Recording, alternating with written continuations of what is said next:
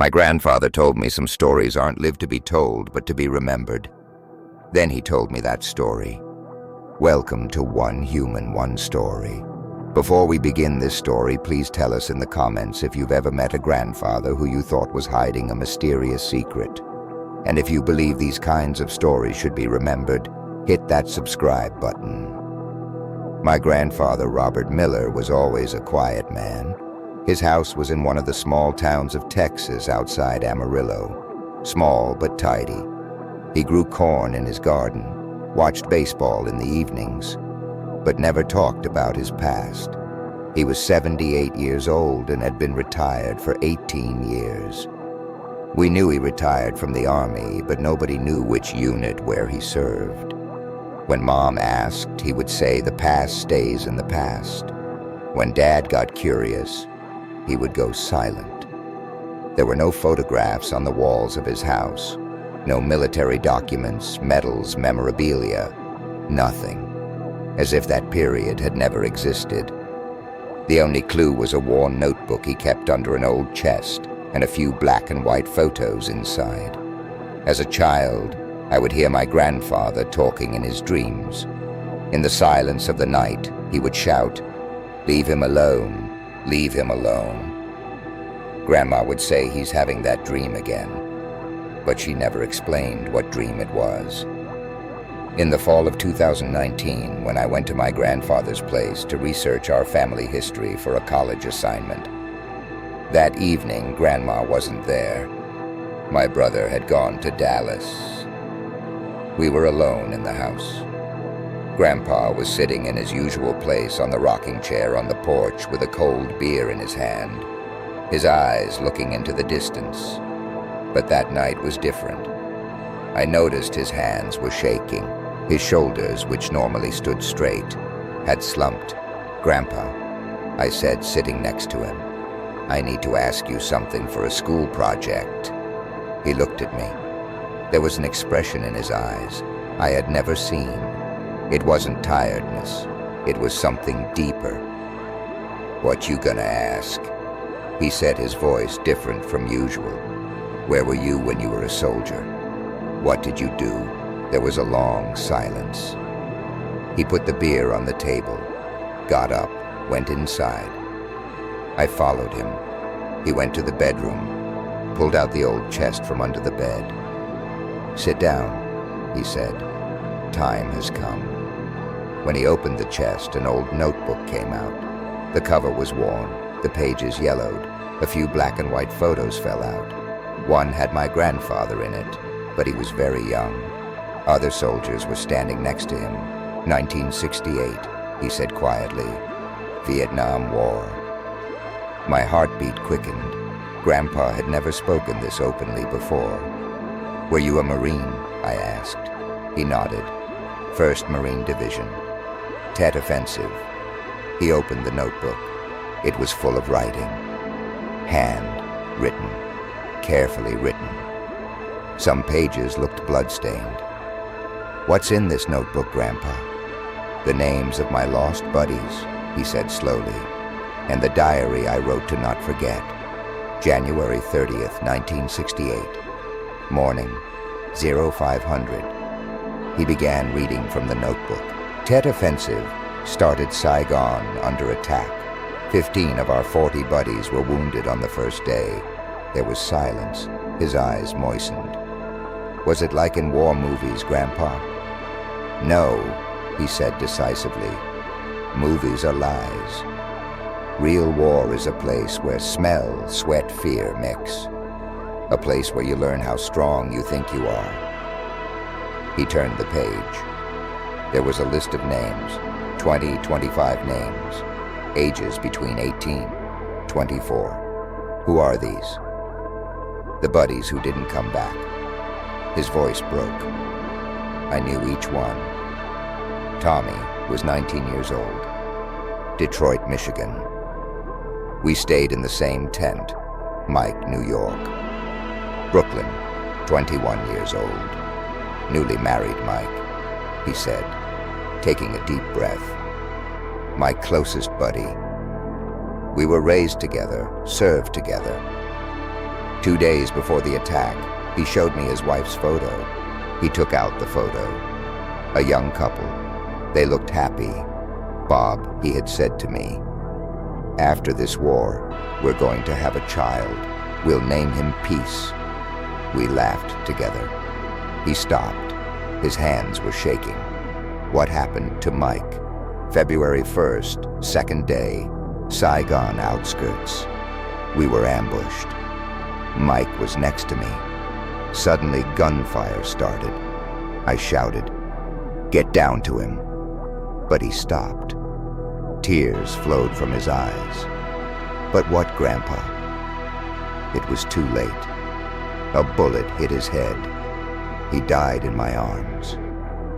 His last word was Linda, his wife's name. "For 50 years, I see him every night," he said. "In my dream, he asks me, 'Why didn't you save me?' I wake up soaked in sweat. Does Grandma know?" "She knows, but we don't talk about it. She suffers with me too." He was about to close the notebook when he held my hand. "Do you know why I'm telling you this?" "Why?"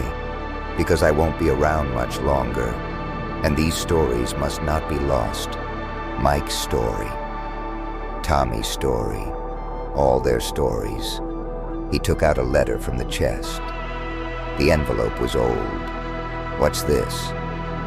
"A letter from Mike's wife, Linda, written in 1969. He opened the letter.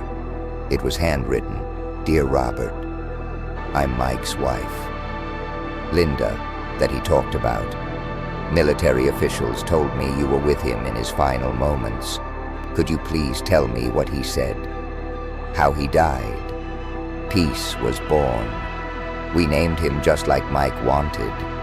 I will tell him about his father so he can know him." Did you answer? I couldn't. How could I tell her that her husband died in pain, that I couldn't save him? "Grandpa," I said, "you're a hero. You went to protect your country." "I'm not a hero," he said firmly. "The heroes are my dead buddies. I was just lucky. But you also fought, took your risk." "Yes, but I came home. They didn't. I got married, had children, saw you. They didn't get that chance." He opened the notebook again. On the last page, this sentence was written: "These stories aren't lived to be told, but to be remembered. We must not forget. We must not let them be forgotten." That night, we both cried. Grandpa poured out the pain he had held inside for 50 years. And for the first time, I realized how strong my grandfather was. "Now I can sleep peacefully every night," he said, "because someone will know now. Someone will remember. I'll always remember Grandpa." Just remembering isn't enough. You need to tell Mike's son. Peace must have grown up by now. Maybe he has children. They should know what kind of person his father was. The next week, we tried to find Mrs. Linda. I researched on the internet. Mike Johnson, born 1947, Brooklyn, New York. His wife, Linda Johnson. I found her. Mrs. Linda was still alive, 74 years old. Her son, Peace, was there too, 51 years old. New York City teacher Grandpa and I called together. Mrs. Linda's voice was shaking. "Robert, I've been waiting for your call for 50 years." A week later, Mrs. Linda and Mr. Peace came. Mr. Peace looked very much like his father. Same eyes, same smile. Grandpa told about Mike's last days, how brave he was, how he protected his friends, what his last words were. "Would Dad be proud of me?" asked Mr. Peace. "Very proud," said Grandpa. "You are a teacher. You build future for children." Mike would want exactly such a son. From that day on, Grandpa changed. Now he slept peacefully at night. During the day, he worked in his garden, played with his grandchildren. But most importantly, he started talking. He told me not only about Vietnam, but also the good memories of his military years. Friendships, laughter songs. They sang together. War is not just death, he said one day. There's also friendship, sacrifice, love. But to see these, you have to experience pain too. Grandpa gave me a new notebook. You write too, he said.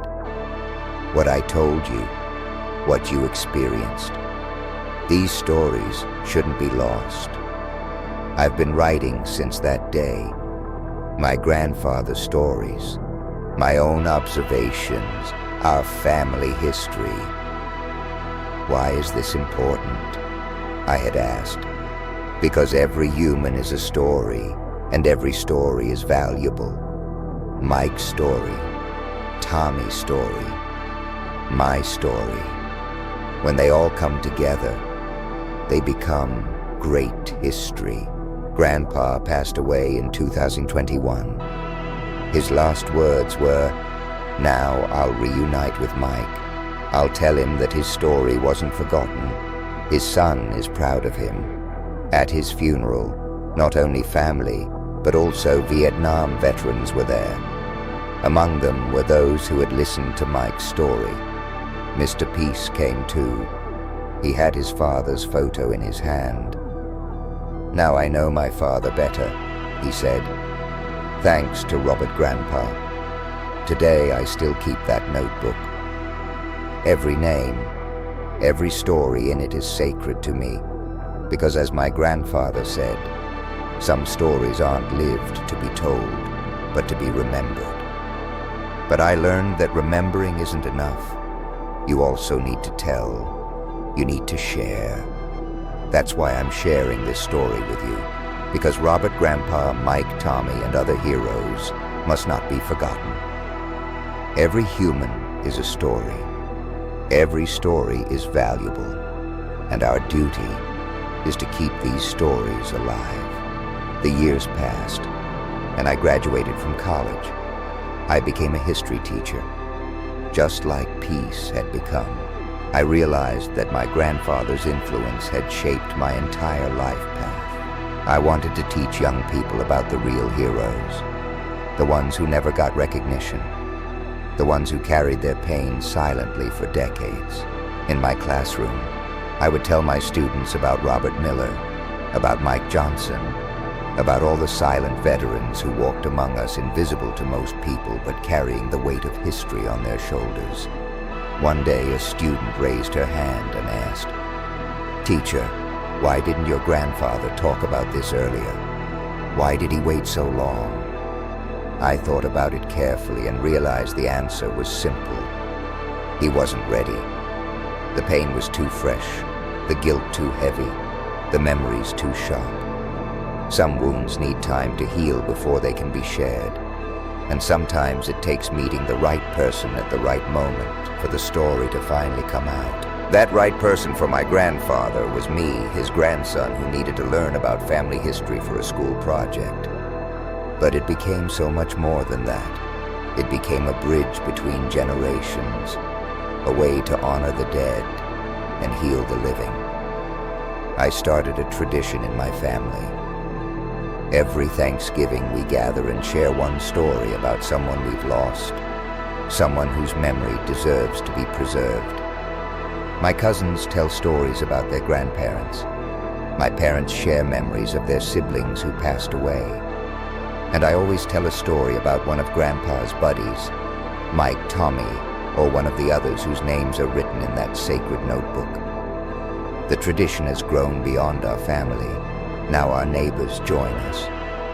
Our friends bring their own stories, and every year the circle gets bigger, the stories get richer, and the memories become more alive.